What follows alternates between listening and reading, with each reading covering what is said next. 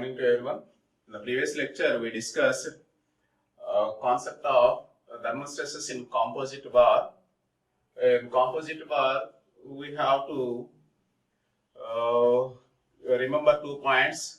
The first one is load in the first metal and second metal must be same, and the second one, the deformation in the first metal and second metal must be same. Mathematically, first one is say that is the load. For example, load in the steel must be equal to load in the brass. Say this is the equation number 1. And the second condition is change in length in a steel must be equal to change in length in brass. It means change in length, for example, the change in length in steel must be equal to change in length in brass.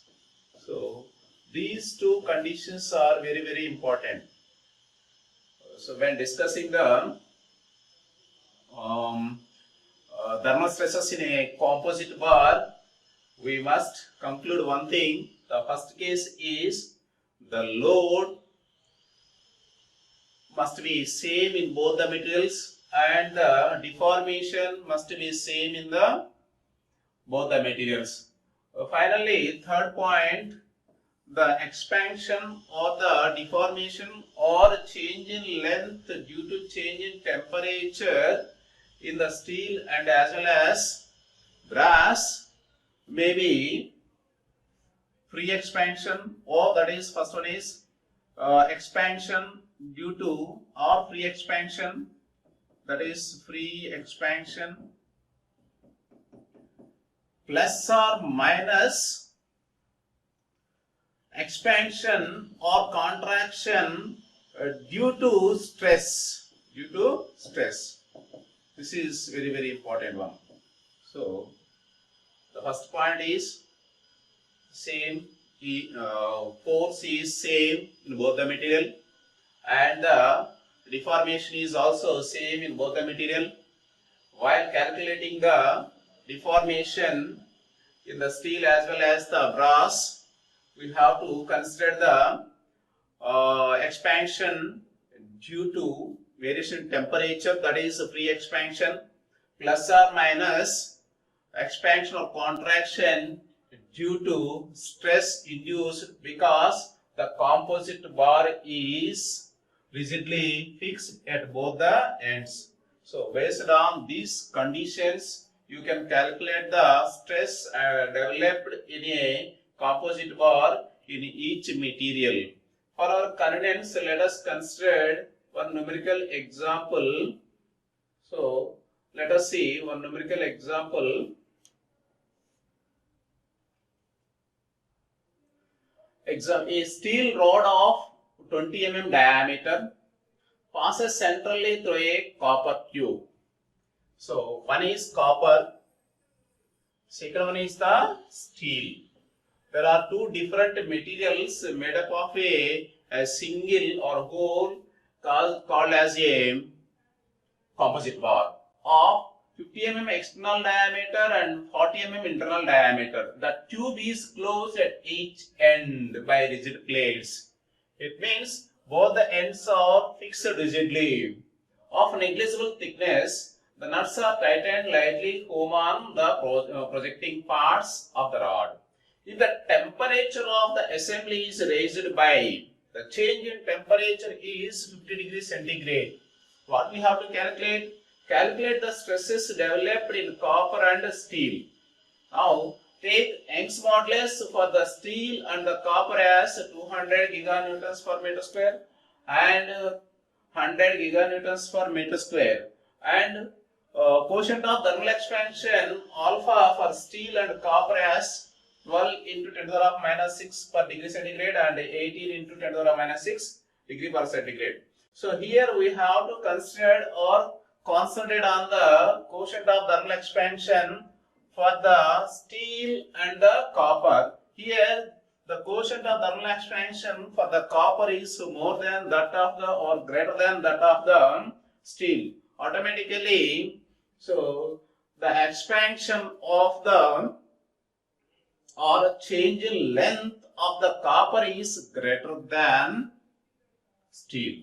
This is the important point. So what we have to remember in composite bars, which material subjected to a compressive stress and which material is subjected to a tensile stress. That is very, very important. That is based on the given data. Here the quotient of thermal expansion of the copper is greater than for that. So the quotient of thermal expansion of the copper is greater than quotient of thermal expansion of steel. Automatically, the free expansion of the copper material is more than that of the steel. So let us see solution. What is the given data? Diameter of steel is given, that is 20 mm. Right? The cross-sectional area is 5 by 4. What about the ds? ds whole square, that is equal to, that is 5 by 4 into 20 whole square. So finally its value is 314.2 mm square. This is the cross-sectional area of the steel rod. Coming to the next one, cross-sectional area of the copper. We know the external diameter of the copper. Say it is represented as external diameter of the copper is DC or DO, and internal diameter of the copper is DI, for example. So this is DI. So therefore 5 by 4 into D naught square minus DI square, that is equal. What about the D naught? That is equal to 5 by 4 into, what about the D naught? 50 whole square minus 40 whole square. So therefore its cross-sectional area is 706.9 mm square. So we know the diameter of the steel rod, its area is 314.2 mm square, and we know the internal external diameters of the copper tube, so that is 50 and 14. So the final cross-sectional area of the copper tube is 706.9 mm square. So then rise of temperature is also given, that is the change in temperature, which is equal to 50 degrees centigrade. Young's modulus for the steel is also given, that is 200 giganewtons per meter square. Finally is 200 into 10 to the power 3 Newton per mm square. And Young's modulus for the copper represented by EC, it is 100 giganewtons per meter square. So finally its value is 100 into 10 to the power 3 Newton per mm square. As we know that alpha for steel and copper as 12 into 10 to the power minus 6 per degree centigrade, and for the copper is 18 into 10 to the power minus 6 per degree centigrade. What we have to calculate? You have to calculate the stress in the steel and copper. It means stress in the steel and stress in the copper. We have to find out the stress in the steel and stress in the copper. It is to be calculated. So as we know that tensile load on the steel is equal to compressive load on the copper. For better understanding, let us see, this is a copper tube, right? This is a copper tube in which there is a steel rod. So this is the composite bar. Simply this is the steel rod. This is the copper. Alright. So when it is heated, simply it is free to expand. No doubt at all. Its deformation is restricted either totally or partially by providing a a plate here itself. It means the load applied on the steel must be equal to load applied on the copper. But we have to remember one thing. As we know that the quotient of thermal expansion of the copper is greater than quotient of thermal expansion of the steel. Hence, the expansion of the or change in length of the copper is greater than. It means the change in length of the copper is always greater than change in length of the steel.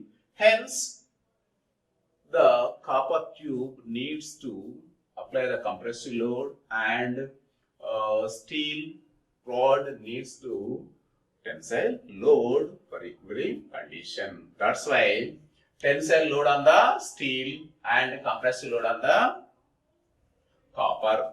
So that is represented, the load on the steel may be represented as P, that is the load on the steel represented by PS is equal to the load on the copper represented by PC. Say equation number 1.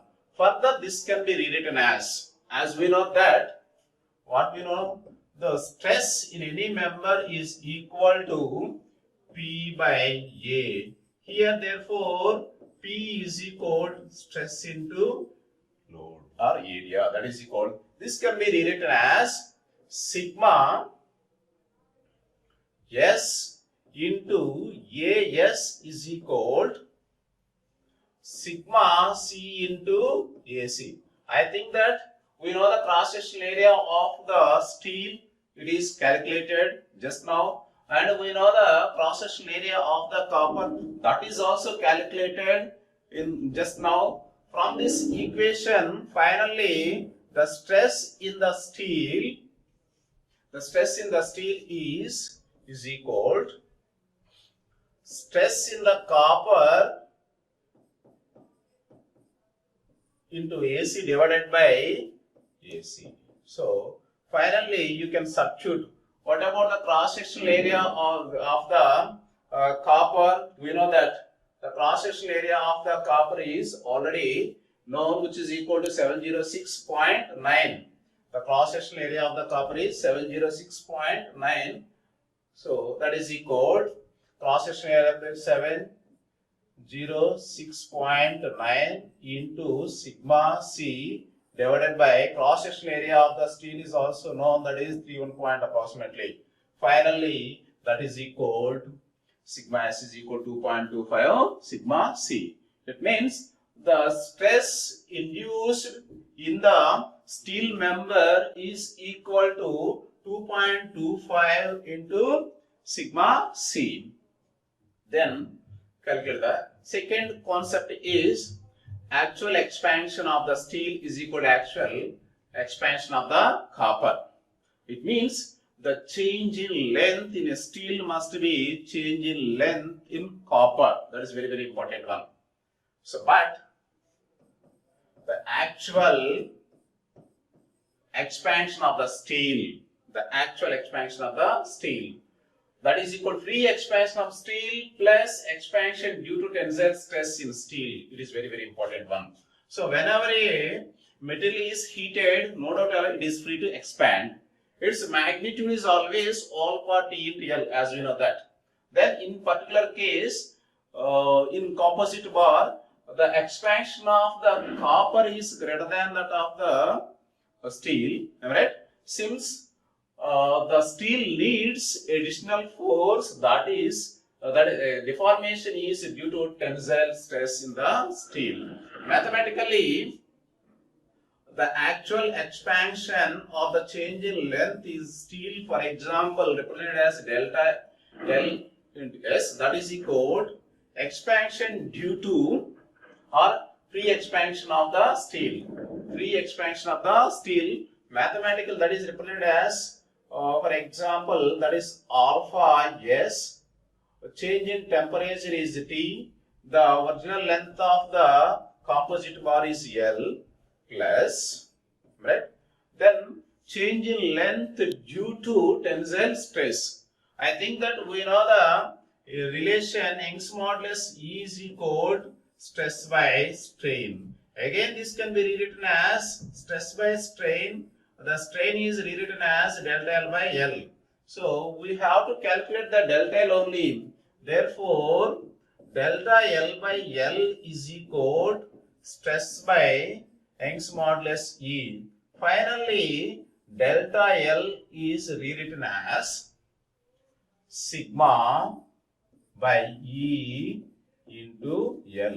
So simply, this is the change in length in a steel member or in any member or material due to stress. Whether it is the compressive or the tensile, that is the secondary. So that is the formula for the change in length of a material due to stress. That is equal, it becomes for the steel sigma S divided by ES into L, length of the material. So this is the very important one. I think that we know the quotient of the steel, which is equal to, as we know that, approximately 11.6 into the change in temperature is 50 and L is known, for example, plus sigma S is also calculated, which is equal to 2.25 sigma C, and we know the Young's modulus of a material for the steel, that is equal to 200 into 10 to the 3. So this is the change in length, actual length in a steel rod. So this is very important one. What we did, so this information is very useful. Actual expansion of steel is equal to actual expansion of copper, but the actual expansion of the steel is equal to, as we know that whenever a body is heated, it is free to expand. Mathematically, its value becomes alpha S into TL. And so here in the particularly composite bar, the thermal coefficient of the, since the thermal coefficient of the copper is greater than that of the steel, so the steel needs tensile stress for equilibrium condition. So this is the expansion due to tensile stress, that is mathematically sigma S by S into L. So finally substitute all the values. So this is the change in length in a steel. Coming to the actual expansion of the copper. So here it is very important one. What is the actual expansion? The actual expansion of the copper, free expansion of the copper, we know that, for example, it is represented as delta LC of actual, for example, is equal. We know the free expansion of the copper as usually. So that is alpha C into T into L. So here we have to concentrate on the sign convention, that is minus. So initially, let us assume this is the steel. Its expansion is, say as this is the actual length. Its expansion is, for example, this is the delta L of steel, for example. Alright? This is the copper initially. Alright? Its expansion is, say as delta LC. If you observe the diagram, this is the copper, this is the steel. If you observe this diagram, the free expansion of the copper is greater than that of the free expansion of the steel. For the composite bar, so it is to be, for example, it is for say this is, just I would like to prevent its expansion somewhere. This is the prevented expansion. Here for composite sections, let us come for composite one. So it needs the tensile force, it needs the compressive force. Alright? This is very important. Say this is the, for example, PES, this is the PC. Here, its deformation is its change in length caused by the or contraction. This is the contraction portion. Its contraction due to compressive stress. Keep it in mind. We know the actual delta LC. It is to be subtracted. This is the very important. The sign convention is very important for each and every material. That is always depending upon the quotient of thermal expansion. Before going to solve the problem, we have to check which material has higher quotient of thermal expansion. Based on that, you can decide. So, which materials are subjected to compressive load, which material is to be subjected to tensile load. Based on that, you can calculate the actual expansion of a material 1, material 2 of a composite bar. Simply, it would be minus. This sign convention is very important one. All of you keep it in mind. So, then sigma C by EC into L. Then you can substitute. What about the alpha C? As we know that is around 18.6 into 50 into L, alright, minus sigma C is also known, and EC is 100 into 10 to the power 3 into L. So, in the beginning, what we say we know the change in length, actual expansion of the steel is equal to actual expansion of the copper. So therefore, simply equating equation number 1 and 2, that is delta L C of actual is equal to delta S of actual. So by solving this one from the first two, from this equation, you can find out the stress induced in the copper is 14.117 Newton per mm square. So this is the stress induced in this, and then stress induced in the steel is equal to 31.76 Newton per mm square. Simply remember 2 points for comfortable. What we have to remember, the first one is the force in both the metal is same. Force is same in both the material. This is same, and the deformation amount is also same. Second one, the deformation is also same. These two conditions are important conditions. These 2 points are important points to solve the thermal stresses in composite bar. So don't worry about the first condition. It is very simple. So we have to concentrate on the deformation of each material. That is very important.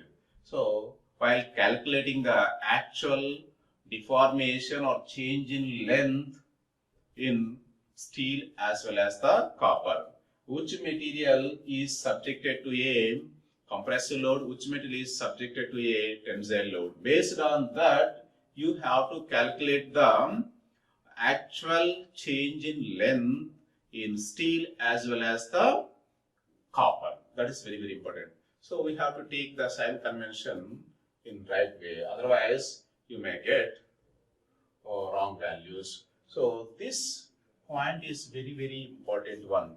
Which material is subjected to a compressive? That is decided by given known quotient of thermal expansion of a particular material. So let us see the one more problem. So a flat steel bar of 20 mm by 10 mm. One is the again steel. So this is the steel bar. is fixed with aluminum plate of again same 20 mm by 10 mm, so as to make a square section. So the two bars are fastened together at their ends at a temperature of 26 degrees. Now the temperature of whole assembly is raised to. So the temperature of the whole is raised to 55 degrees centigrade.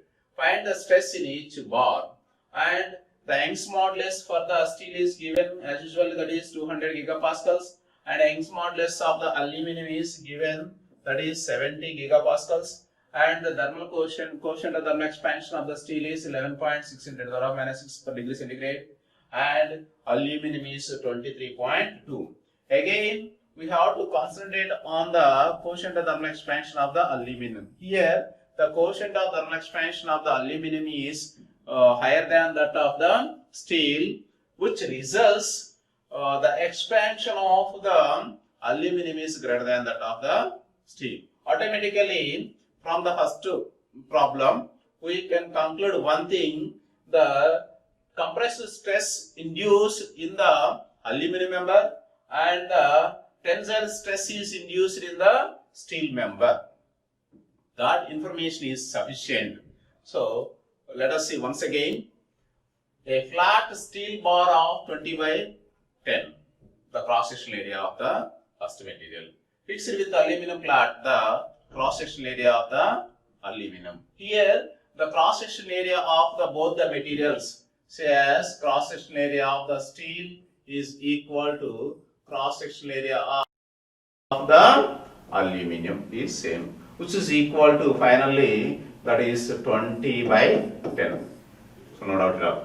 What is the next second point? The two bars are fastened together at their ends at a temperature of, let us say the temperature initially, that is 26 degrees centigrade. Now the temperature of the whole assembly, that is composite bar, is raised to, let us assume the temperature of the composite bar finally, that is 55 degrees centigrade. Here this is only the difference from the previous problem and in this problem. Here we have to calculate the raise in temperature or change in temperature represented, alright, delta T is equal to, that is equal to T2 minus T1. This is only the new one to you. Other than that, the rest of thing is same. This is only the, in the previous problem, the change in temperature is given directly, that is 50 degrees centigrade. In this problem, it is not given. So, initial temperature of the material is given, that is 26 degrees centigrade, and the final temperature of the material is also given, that is 55 degrees centigrade. So, that is only the new thing. What we have to calculate? Again, similarly, find the stress in each bar. So, it means you have to calculate the stress in the steel member and stress in the aluminum member. The Young's modulus, you know that is 200 gigapascals, and Young's modulus for the aluminum is also given, that is 70. The coefficient of thermal expansion and the coefficient of the aluminum is also given. So let us see solution. What we have to do? What about the first condition? The first condition is load. Load on the steel is equal to load on the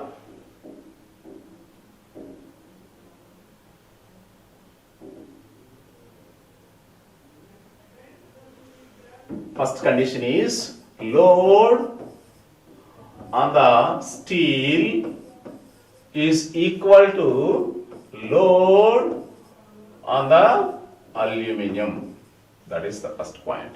As we know that mathematically, so the load in the steel is sigma s into as, that is equal to, the load in the aluminum is represented sigma A into AA. See equation number 1. Coming to the next point. So we know the cross-sectional area of the steel as well as the cross-sectional area of the aluminum. As we know that is same here. Coming to the second point. What about the second point? The second point is the deformation in the steel, am I right, actual, is equal to deformation in the aluminum actual. This is the second point.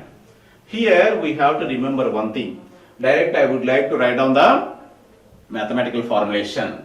So what about the free expansion? The free expansion of the steel, that is equal to, so simply that implies, so the free expansion of the steel is alpha S. The change in temperature is also known, that is delta T, and the length. This is the free expansion of the steel.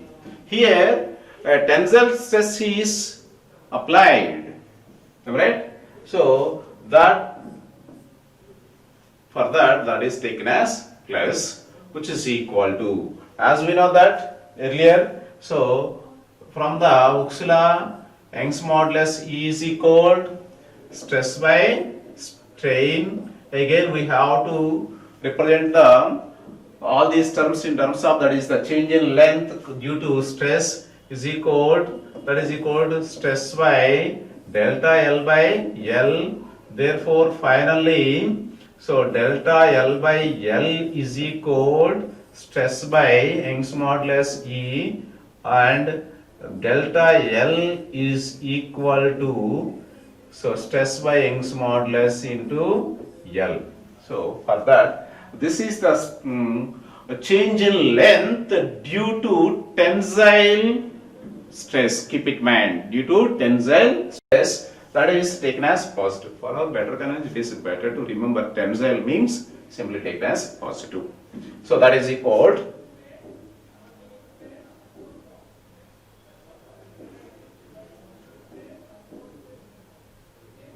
so very simple, that is equal to stress in the steel member represented by sigma S, and Young's modulus of the steel member is represented by S, and length of the steel member. So this is the actual expansion of a steel material, which is a combination of the expansion, free expansion of the material when is heated, and the expansion of the steel due to tensile stress is equal to. What about the free expansion of the aluminum? That is alpha A into delta T into L. This is the free expansion of the aluminum whenever it is heated. That is no doubt at all. And so the free expansion of the aluminum is greater than free expansion of the steel. It means it is to be contracted. It means, so some amount of the force is required to contract. That's why we have to apply the compressive force. So that is change in length due to compressive stress is, or contraction due to compressive stress is simply, that is equal to sigma A by EA into L. This is the second one. So it is very simple. So first you always concentrate on the symbol.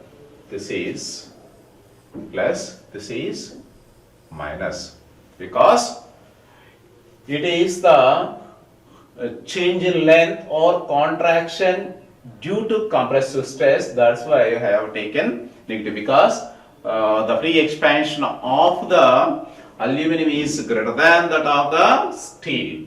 So here this is the expansion due to tensile load. So from this equation you can find out the unknown values. That is alpha S into delta T into L plus sigma S by ES into L. This is the actual expansion due to, right, in a steel member, and alpha C delta T into L minus sigma C by EC into L.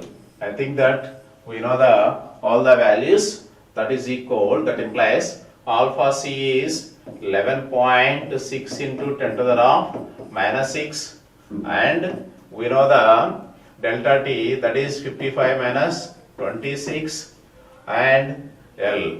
So plus, what about the sigma S is equal to sigma C, and RS, that is equal to ES is 200 into 10 to the power 10 to the power 6, am I right, into L, which is equal to, what about the alpha C, that is 18.23, I think that 23.6 into 10 to the power minus 6 into 55 minus 26 into L minus sigma S, am I right, divided by 100 into 10 to the power 6 into L.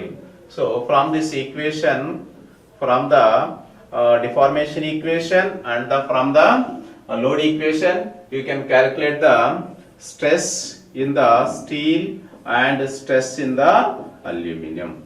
So today we solved the two numericals.